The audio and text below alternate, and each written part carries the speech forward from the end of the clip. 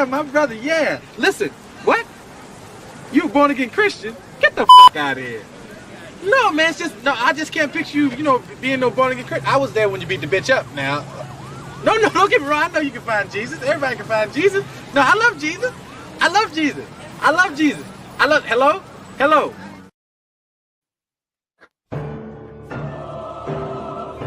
I see.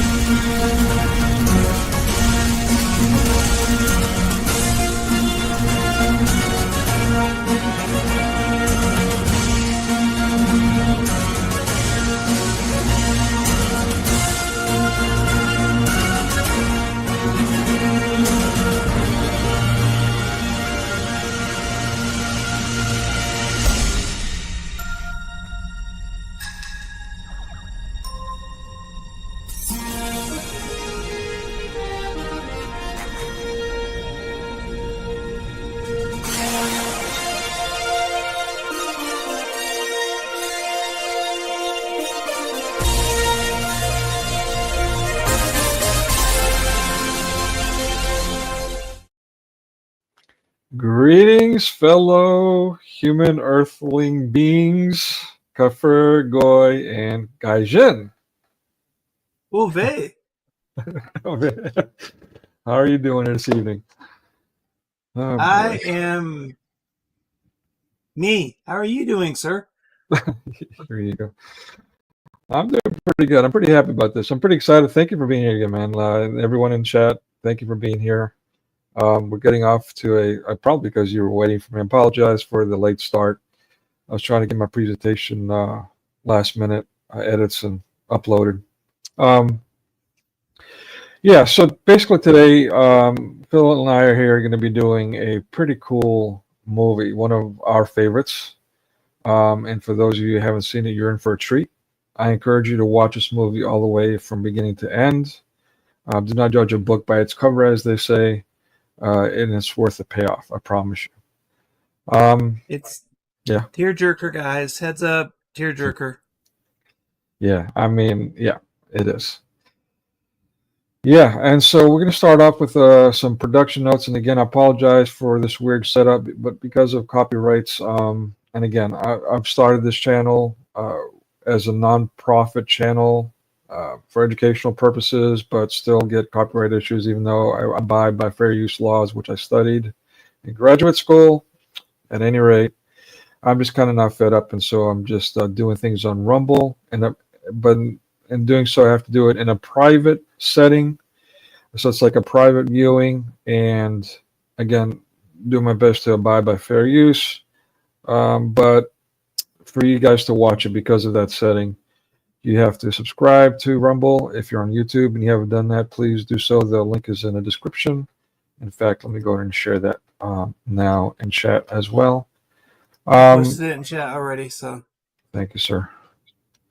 Yeah, so basically, yeah, I mean, if you don't want to be part of Rumble, no worries. Just go ahead and, unsubscribe. Hey, now, wait a minute. What? Yes, but only my channel, not for Mormons. I mean, what the heck, man? Oh yeah. So it says this here. Let me put it up on the screen here. Where you at? I'm just teasing. Sorry. Yeah. Yeah. So do subscribe to our channels. Those are in the description. Did I include yours? I didn't. You know what? yeah, I think I'm busted. I include your Rumble on my description. My apologies. Let me put it in chat now at least. No, dude. I'm just joking. I was teasing you. Don't worry about it. No. This is yeah, shame on me for not already doing that. All right, so enough of that. Let's talk about the movie. I got a little presentation here. Yeah, the movie's Leap of Faith. We're going to do a discussion about things in general, about the movie that we just watched and stuff after the movie, and that discussion will be unfiltered completely. I mean, I'm completely unfiltered as it is anyway, but yeah, on Rumble, you have no issues. So, and that will be right after we watch the movie together on Rumble. But before we get into that, I wanted to talk some light production notes before we get going. And also the idea of, taking a leap of faith, the misconception about, oh, let me put you on, that echoes back. I'm going to put you on mute for a minute. Yeah, so basically that leap of faith, blind faith kind of thing and all that, that's a huge misconception. Not to get into too much of a theology discussion, which I'm sure we'll tackle too after the movie, but it's a pretty powerful movie. It really, it's a Paramount Pictures movie, you see, 1992, and I've been focusing much of my time lately on Paramount, especially Cecil B. DeMille. And the next viewing, by the way, just a little plug, it's going to be a Universal picture, their first full feature from 1913, called Traffic in Souls. It's not necessarily a religious movie. Again, don't judge a book by its cover. It's actually about the white slave trade. But yeah, that'll be an intriguing one. I'm not sure if we'll do it on a Sunday or a Friday. It might be a Friday viewing, but that's coming up next. We're going to jump over to Universal now. But at any rate, yeah. What can I say? Steve Martin is probably not so famous anymore. I'm sure the youngins probably don't even know who that is. But he was pretty popular, especially in the 80s. He started his career in the 70s, give or take, as far as Hollywood is concerned. But definitely was a household name by the 80s, kind of fizzled out in the 90s, kind of like Eddie Murphy in the series I've been doing. The 90s, the movies weren't so great. They were just more focused on pushing the envelope, and so quality seemed to decline. There seems to be a correlation there, if not a direct relationship. So yeah, let me take. What do I still have that up there? My bad. So, yeah, and I got you on mute, by the way, Phil. If you're trying to talk, there was an echo there. I don't know if you caught that or not. But yeah, so basically, let's get into this presentation real quick. I don't want to bore you guys too much. It's just a light notes on the movie. Basically, who the major players are. Again, we talked about Steve Martin. He started on Saturday Night Live, of all things, or that was his big break, or The Tonight Show, at least. They say that The Tonight Show, and Johnny Carson was a really big icon of The Tonight Show. Okay, gotcha. So, yeah, but yeah, anyways, Saturday Night Live is what put him on the map, so to speak. And then from there, it was, especially with the movie The Jerk. Even to this day, people remember the movie The Jerk from the 70s. So it's very slapstick, but as you can see, he had white hair for a very, very long time in his youth. I'm not sure, did a little research. I couldn't find if there was a medical condition or not. I don't imagine there's something there behind that. I don't know, but it was, it was really gray or white early on. So, but he said that was an advantage for him in that, he can deliver this slapstick wild comedy, this zany kind of vaudeville kind of stuff, with his white hair, which made it kind of funnier, kind of like a straight delivery combined with a slapstick nature. Really was unique and drove it home. It gave that extra oomph, so to speak. So that's what made him famous. It turned out into something that he didn't go cosmetic and dye his hair. He used it as a stick to his advantage, and it worked out for him. Panned out really well. You also see a range of his acting. One of my favorite movies, not really popular, but it was a movie that talked about different things. Liberal, of course, is Hollywood, so it's going to be liberal, but just different philosophical things about life and all that, including death. And so you see his full range as an actor there. It's quite impressive, actually. And something from somebody this wacky who's just typecast himself to get an advantage, to get leverage in Hollywood. You don't expect him to be able to do that kind of acting, but he shows it in that movie and others too. So I think that's it about. Did you have any comments about Steve Martin? Can I talk now? Cocktail? Can I talk now? Is the echo gone? Oh, yeah. You're perfectly clear. Okay, yeah. Sorry. I'm sitting in bed and I'm using a mic, so that was probably picking up sound from the TV. So I turned the TV way down. Oh, okay. No, I remember Steve Martin. He did a stand-up comedy routine in the late '70s, which was really kind of fun. He's a really excellent banjo player. He puts that into his act as much as possible. Yeah, good call.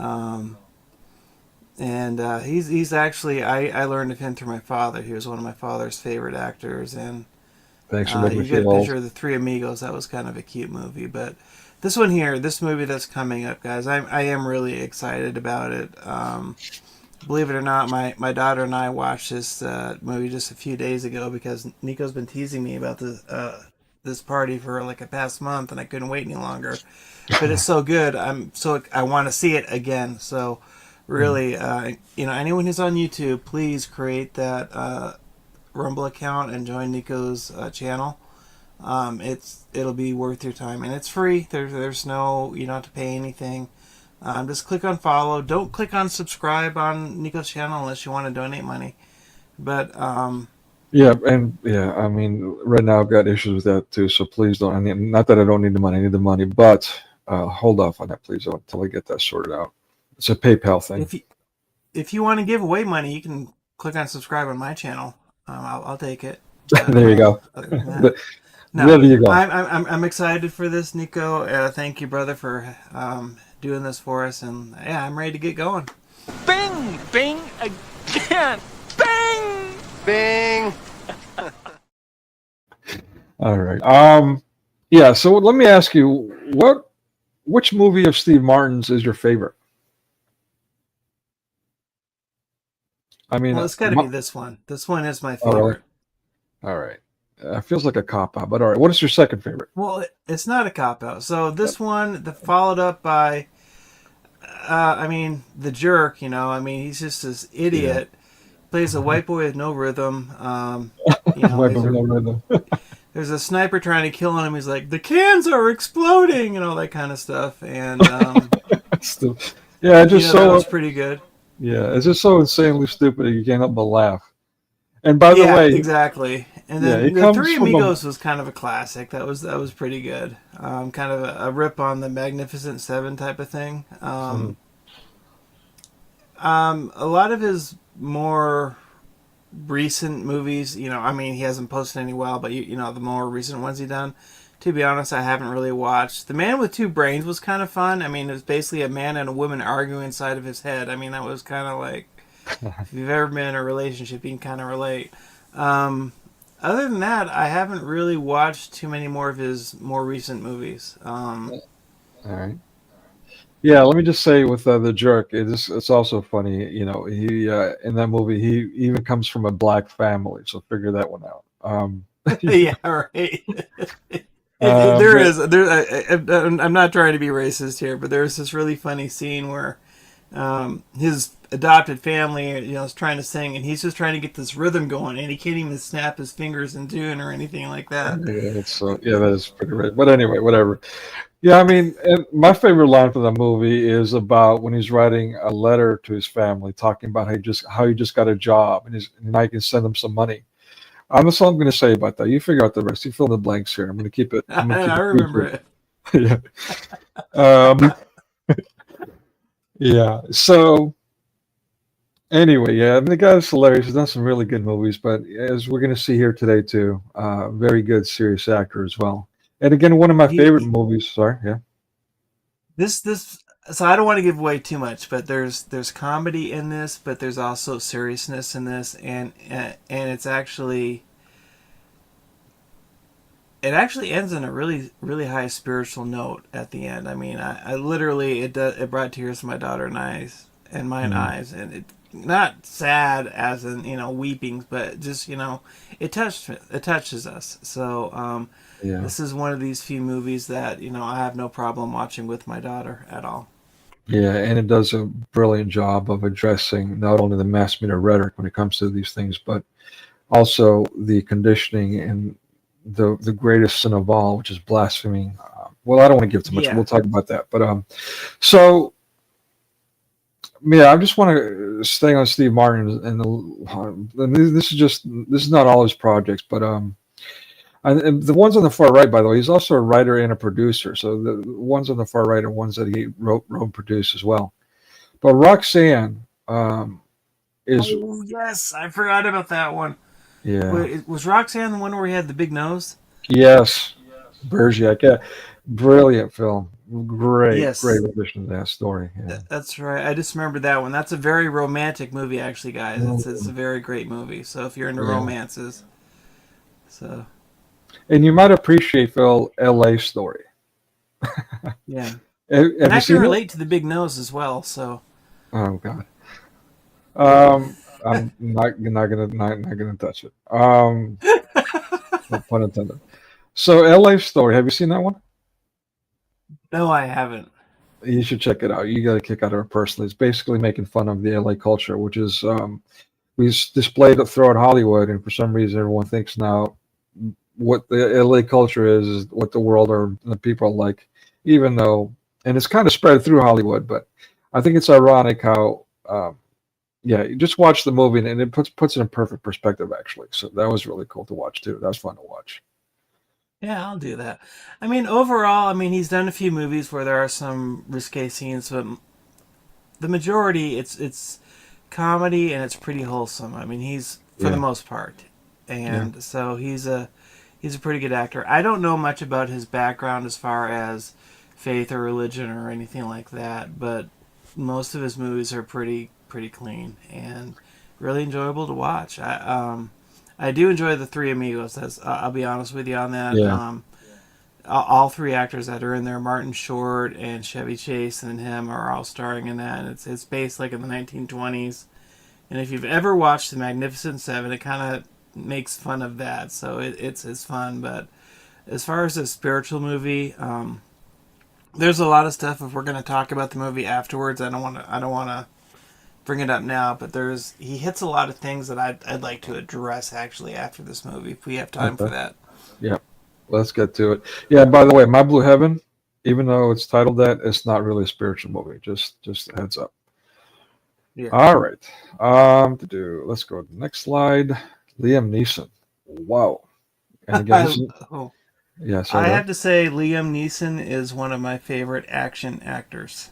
Yeah. Um, I watch his stuff. If I see one of his name on a movie, I'll watch it just to take the risk. Now, of course, a lot of these movies I wouldn't recommend in a family audience, and if you're gonna No. watch it, realize there is some violence and stuff. If you don't mind, and Nico, I'm talking over to you, but there's a backstory on Liam. His wife died in a skiing accident. I think it was about 10 or 15 years ago. Hmm. And basically, she ran into a tree. Oh And wow. so it was very devastating to him, but he's basically, that's why he's going full blown. I think he's making up to 2 movies a year. So, but I don't think he's remarried since then. And I really respect his. I mean, he's not one of those actors that remarried over and over and over and over again. He was really in love with his wife, and so yeah, like the movie The Gray. It's kind of a gory movie, but in a sense, I actually enjoy watching that movie a lot. I mean, Liam Neeson is an excellent actor, and he plays an excellent role in this movie that we're about to watch. And I was actually shocked. I didn't remember him being in this movie. And when it popped up, I actually yelled out to my daughter, "Hey, that's Liam Neeson!" So, as an actor, he's really, really good. Yep. But he's more known nowadays for his action movies like the Taken series and stuff like that. But he's an excellent actor, and I think he really adds a lot to this story. Yeah, absolutely. I agree with you on every point. And to your point, that just shows how good of an actor he is. He's in a movie in a extra role or supporting role, and does quite a profound job. And he's so invested, does that character so well that Yeah. you forget it's him. No, I'm agreeing with you. I'm sorry. I'm just agreeing with you. Sorry. No, yeah, and another example of that I've got a few here listed, but another example of that, one of my personal favorites is Next of Kin with the late Patrick Swayze. Patrick Swayze was great in that movie too, but he plays a pivotal role. It almost becomes the star of the film, even though the star of the film is Patrick Swayze. For those of you, sorry, go ahead. No, I agree with you. I mean, he almost does that in this movie, really. I mean, his character is supposed to be a supporting role, Yeah. but I don't want to give anything away, but So don't just say the thought. I won't. But he's really important part of this movie. He really is. Yeah, yeah. By the way, there's a scene in the middle that I might have to fast forward through or something with Deborah Winger, which we'll get to in a minute. Yeah. So, Yeah. but it's a rated R movie in the very middle. There's that part that we don't necessarily need to sit through. But yeah, I mean, Dark Man. Okay, so he's wearing the outfit, whatever. I honestly I haven't seen that one, so I kind of stay away from those. But the Batman series, he played the exactly, yeah. the anti-hero? Razul or whatever his name is, which sounds very Muslim. Ra's al Ghul or something like that. There you go. Yeah. He did an incredible part. I mean, this guy is just an incredible actor. He really is. And the more movies he does, he just seems to just get better and better. But, like I said, heads up, most of the movies that he does are action movies, so there is a lot of violence in it. So you've got to take that perspective under. But as far as an actor goes, like I said, I don't know about his his background, religious background, or anything like that. But as far as his ability to act and really bring depth to a movie, quite literally, there are very few out there that can do that, at least in my opinion, as well as he does. Mm-hmm. Yeah. So as far as his religious background, I can't speak to that either. But he did some movies that could be considered religious. Silence was a more recent one that was really, really popular.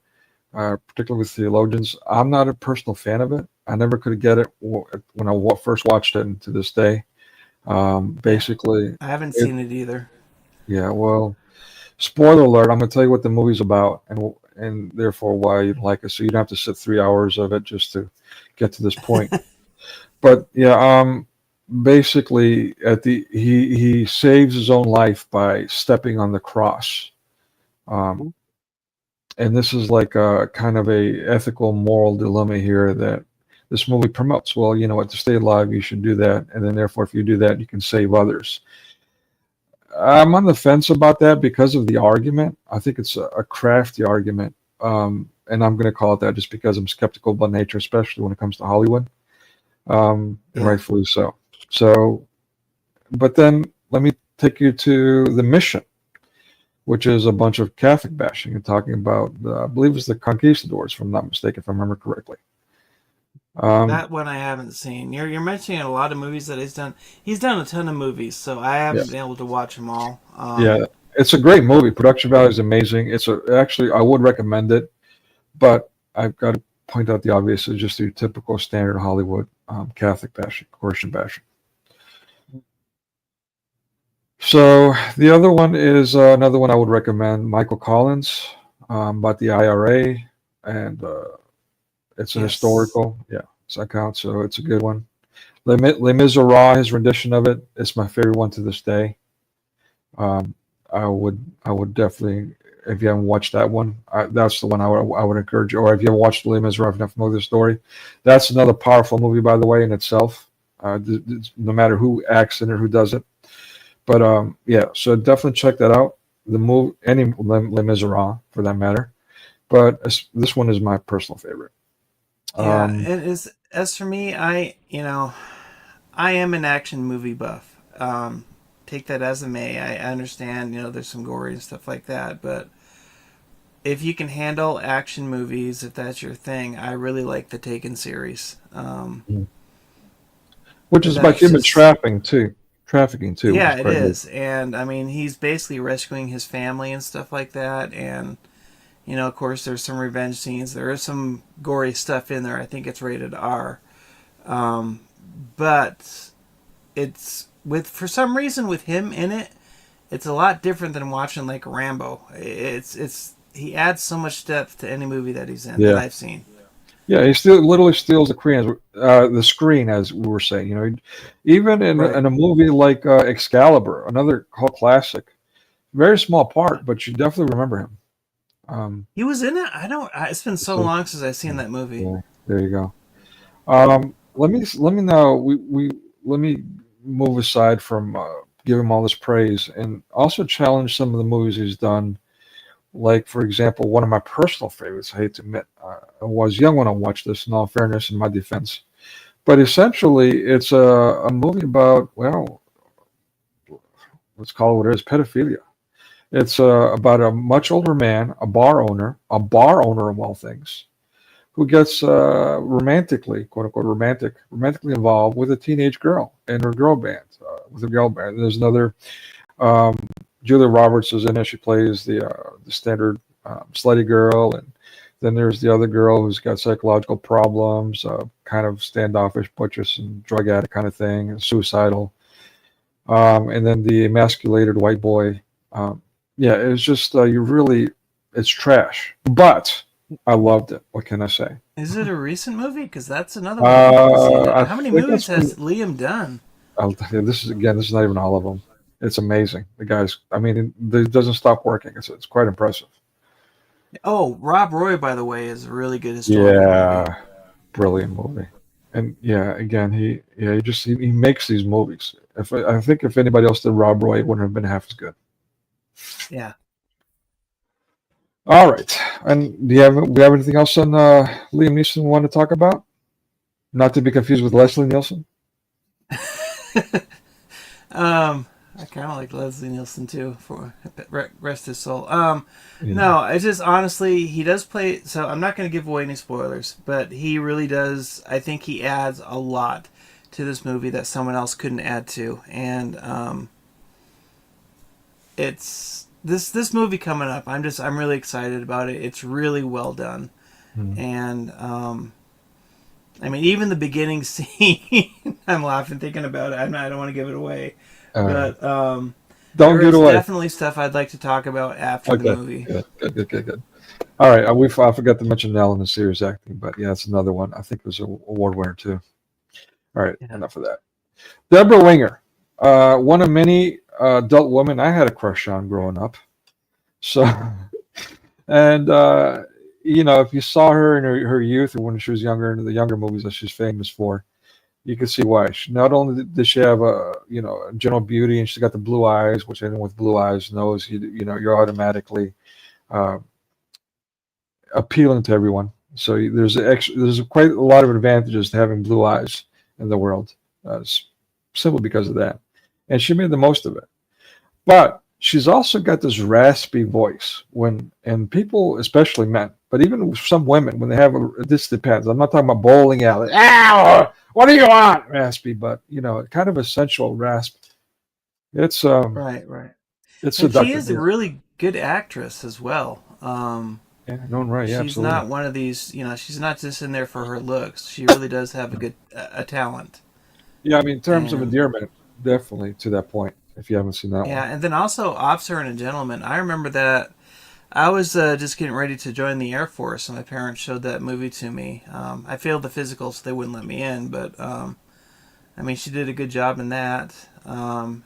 Then of course I can't remember the name, but the picture right beneath it, my screen's not full screen, but I think that's with The Urban Cowboy John with John Travolta. Travolta? Yeah, Urban Cowboy. Yeah, the cowboy movie. Is that Yeah. Electric Cowboy? Urban Cowboy. Yeah. Urban Cowboy, yeah, Urban Cowboy. She's a really good actress. She really is.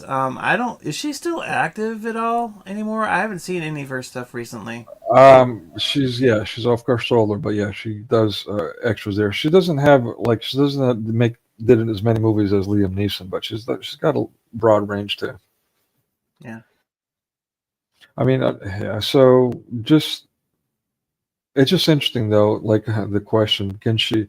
I mean, it seems like a lot of the movies she's done, there's a sex scene in it. So, but I think that's Hollywood. I don't think that's necessarily her choice, but a lot of actors, they're secular and they'll participate in it. Now, there are a few actors that are Christian that refuse to absolutely participate in those. But yeah, for some reason they're in that. So yeah.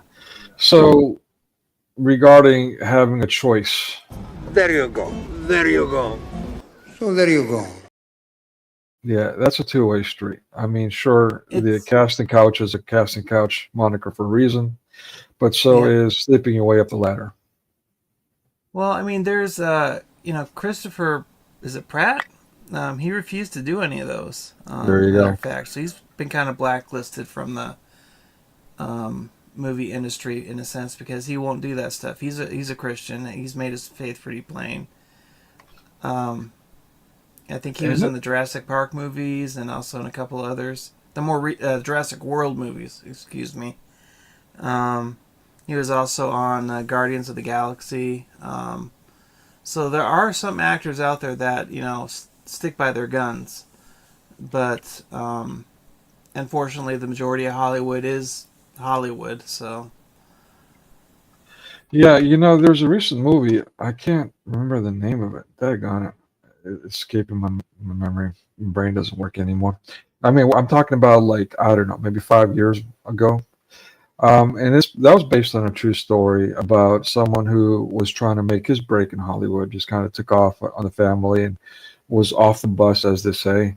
And this is based on a true story. And so basically, he's completely secular at the beginning of his life, and he has a casting couch moment. He's a man, and another man, an agent, he's like, "I'll do anything, man. Just help me, help me out." It's like, do whatever it takes. And yeah, he propositions him, and at least in the movie, I don't know if it's true story or not, but I hope it is. He kicks the crap out of him for it. So. But I've got to say that other men in Hollywood undoubtedly didn't make that choice to kick the crap out of him, but instead also slipped their way up the ladder or down the ladder or whatever direction you want to go with that ladder. So, there is some good news about some of the guys who started out, the casting couch and stuff like that. A particular name that comes to mind is Rob Schneider. He made some funny movies, but pretty racy movies. But now he's an outspoken Christian. Cool. Good for him. So he doesn't do that stuff anymore. And matter of fact, he's blacklisted from Hollywood from it. It's normally if someone gets blacklisted from Hollywood, that's a good thing. And Schneider, by the way, he started out with making these B TV shows, Hercules and everything like that. But now he's just basically focusing on making Christian movies. I just became a fan of Schneider. That's without actually knowing. I'm pretty sure that's a Jewish name. So not only did he repent from Judaism, he repented from Hollywood. He's my hero now. Thank you for letting me know. Yeah, he is, and he's very outspoken about his faith and stuff like that. And so, I mean, God's moving even in Hollywood. He really is. Yeah, man. But as far as this movie goes, I mean, yeah, I'll probably skip past it. But even in this movie, I mean, like I said, I watched it all the way through with my daughter, and even that scene wasn't too explicit. It really wasn't. Yeah, fair enough. I mean, like Officer and Gentleman, she shows her tatas. I remember they scarred me for life, so to speak, or they're with me for life. But If those scarred you for life, man, I'm worried about you. Anyway, sorry. Yeah. No, But no, I get what you're saying. My choice, yeah. In this, I don't even think that happened. It gives an insinuation of something, but it's nothing. Right.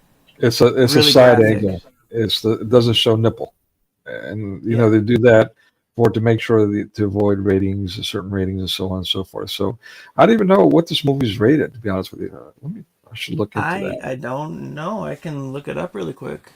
All right, appreciate you doing that. I mean, you know what? I don't really have much else to say. You know what? Let me actually, yeah, let me do this. There were some other actors that I wanted to talk about that I didn't include in here. My bad. So let me talk about this guy. Let me bring it up so you guys can see what I'm talking about. He's an actor who's really popular. Recently passed away. Yeah. Sorry to interrupt, but it's rated PG-13. Rated PG-13. Okay. I kind of figured out. There you go. That's why they didn't show nipple. And I was going to say, I was going to guess PG-13. And they did that for that reason, to avoid the rated R rating so that more people come see it. It's a common Hollywood practice. Anyway, so let me show you.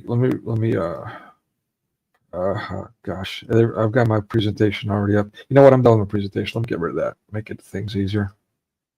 Dun, dun, dun, dun. Did you have any other comments about Deborah Winger before I take it down? No, I don't. All right. Share. Sorry, guys. I should have done this again earlier before the stream. Oh, come on. How do I get rid of this? Sorry.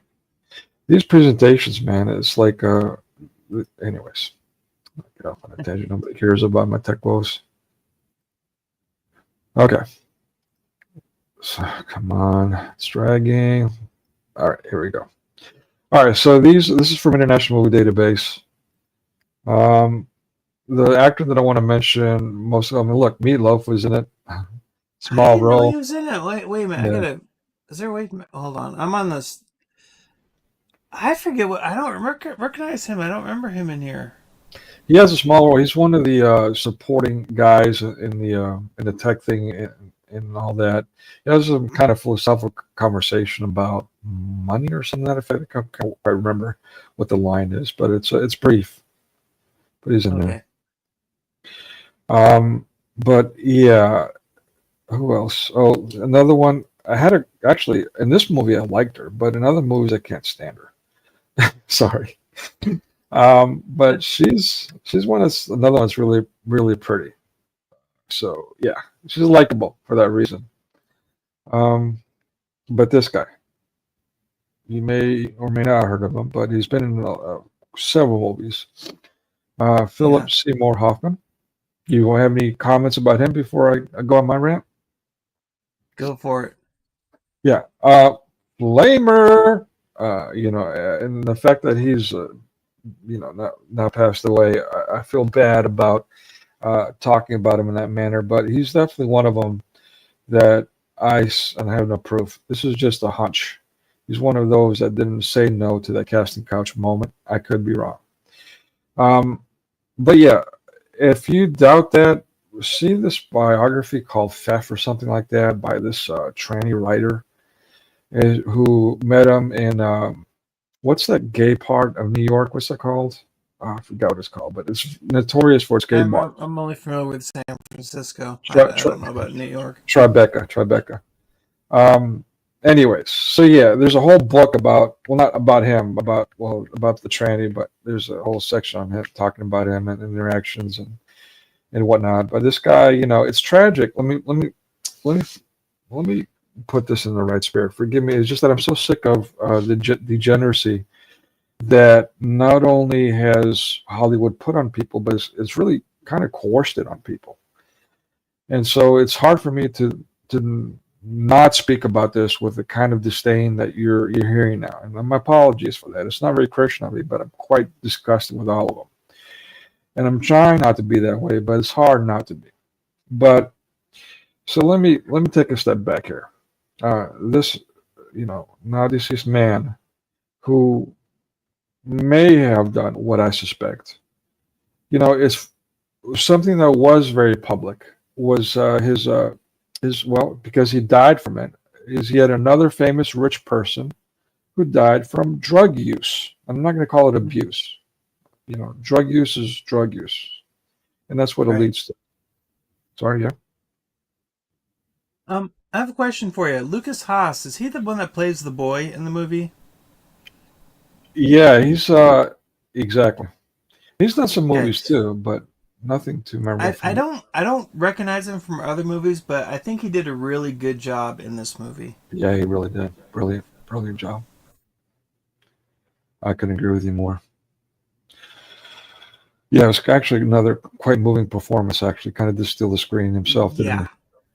Very moving. Like I said, it's one of those. I don't want to give away too much. Yeah. Yeah, no. Yeah, we got to think about a lot of these people backgrounds. A lot of them, most of them aren't Christian, but for a secular movie, which is what this really is, it actually, I think, captures a fair amount of Christianity, especially towards the end, and it's a pretty wholesome movie. There's some music in here. I don't want to give away too much, but there's a choir. They sing some great songs, even if they're singing it for the wrong reason. I really get into it. It's just, I'm kind of itching to say, start the movie, man. Yeah.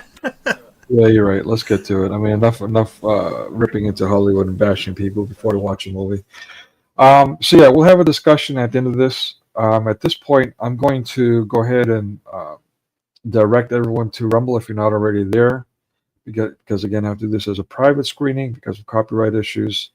And so yeah, I'm going to, let's see, I should cue something. I'll cue an intermission here. This annoying little intermission while I make the transition, and hopefully there's not a tech issue. This is the second time I've done it. The first time was okay. The second time I had an issue. So hopefully this third time we don't have an issue. And yeah, as soon as we get that going, we'll start watching the movie together and have a discussion afterwards on Rumble. All right. I'll see you all there. And thank you for being here. God bless.